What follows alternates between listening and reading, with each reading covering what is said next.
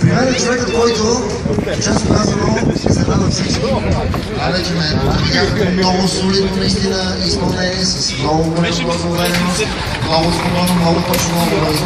Дами и господа, моля вашите аплодисменти, Димитър Делчев, човекът, който наистина ред на най-високо в първата фаза на препятствието. Сега, което с господин Ковачев говорихме, как се стори на вас това, което видяхте от вашите колеги преди малко? Препятствието, атмосферата около него, предизвикателството. Тук разбърква се?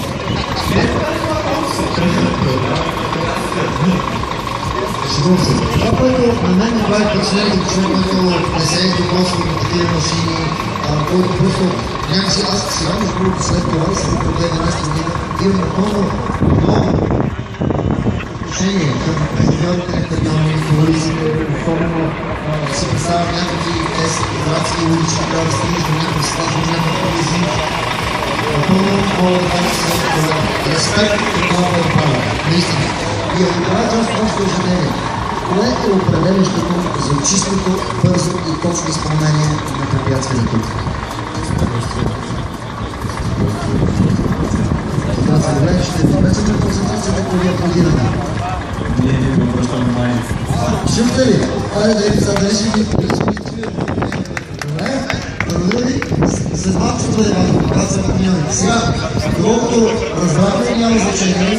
Нито един коридор, нито други не е различен, нито един, нито други е камион. Все пак, кажете ли кой е проект на човека?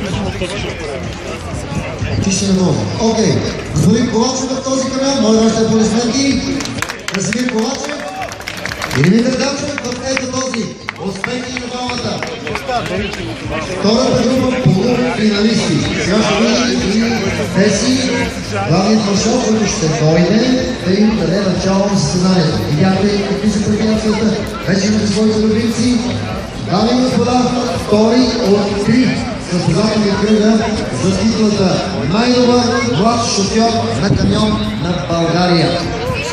Нашият първенец ще се изправи срещу 25 други национални първенци в края на другия месец в едно голямо събитие за това, което да получи най-добрият млад шофьор на камион за цяла Европа.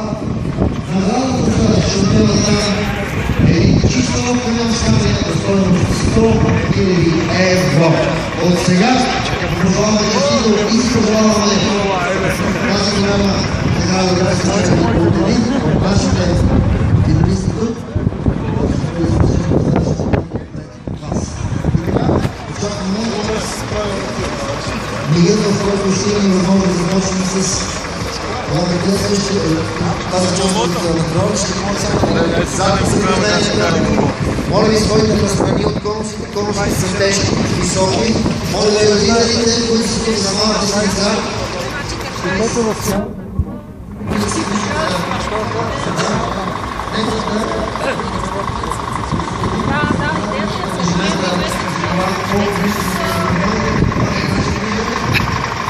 Моля ви, сравнването за вашите любимци. Има шанс да ви изиграете много лошо сега. И да ви даде вашето вълнуване и тяхното близко облагателство. Нека това имаме готовност да се начало на втората полуфинална фаза. Готова ли? Тук ли си? Добре. След което начало на втората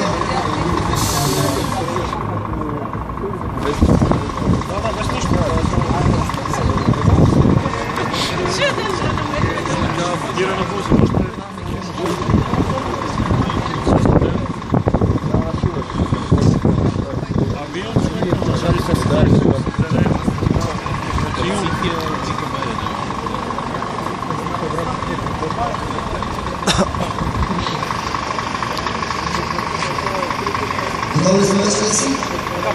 Окей. Айде сега всички заедно да дадем началото на втората полуфинална фаза. 3, 2, 1, старт! Димитър Делчев, срещу Красимир Ковачев. Първо започва скорост. Супер! Едно на едно. Даваме много бързи, много точни. Моля, стои задните предложенията. Нека да сме от опасна страна през цялото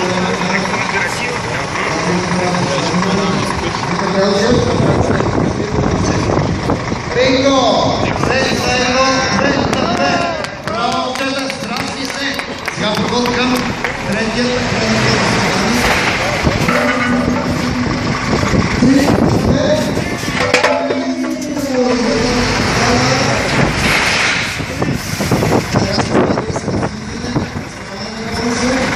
Бързо!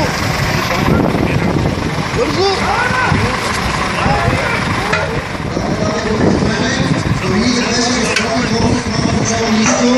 след като не са паднали двата сини колоса, упражнението че се успешно преминато.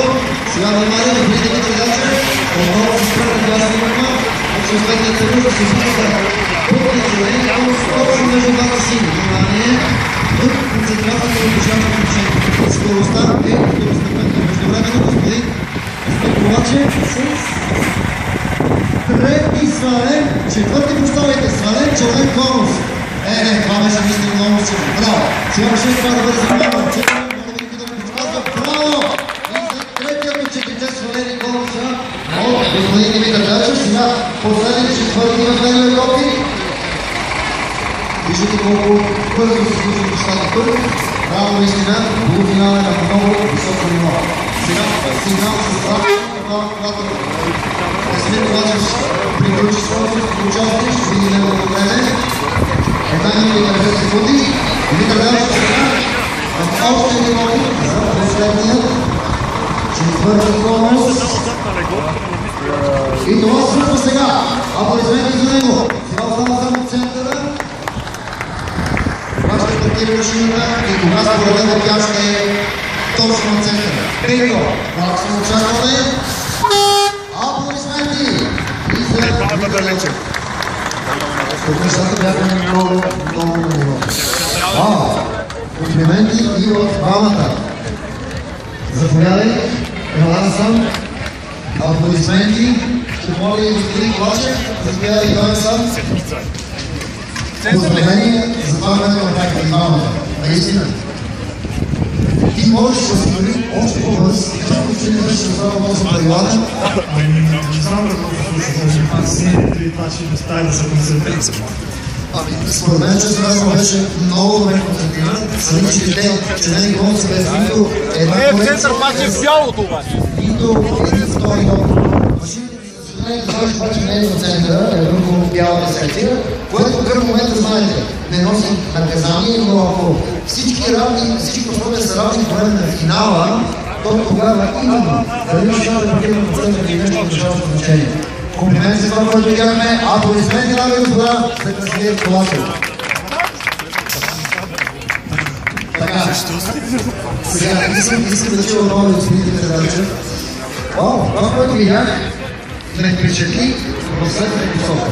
Да, нещата не станаха от първия път. Да, нещата не станаха по може би начин, по който си ги правил хиляди пъти, ако си ги тренирал, или ще ги направиш от нататък. Ясно, че психическото напрежение се казва думата. Но под това напрежение се прави много бързо, много точно. Много бързо успя да се справиш с тази наистина противна трудност. Комплименти за това. Наистина напълно заслужени според мен. Как ви се сторите нещата от това гледна точка?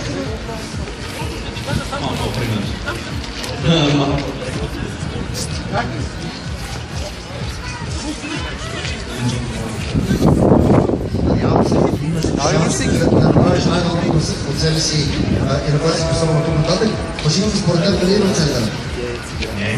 Не. Тя е в бялата зона, нека само да покажем на хората, които след това ще видят, където виждате. Добре, хората ми се подготвят, ще си кажат, окей, има огледало, работи с този канал всеки ден, какво трудно има? Според мен, второ, огледалото ти дава опора да нещата не са съвсем конкретно. Образът е огледален. Защо продължава ние настроение? Това е последния фактор. Не, това е главният фактор. Трябва наистина. Сега казаха, при всички условия еднакви, това е съвсем еднакви. С еднакви условия. Това не беше много по-бърз. Това е смисъл. Времето. Не е времето. Това не са такова. В смисъл, това от времето е такова. Моля, аплодисменти за неговото представяне.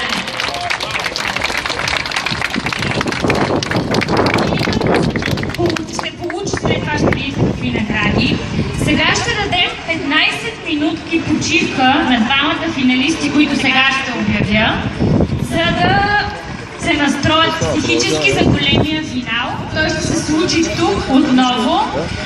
През това време Crossfire ще посвиря малко за нашето настроение и ще ви очакваме след точно 20 минути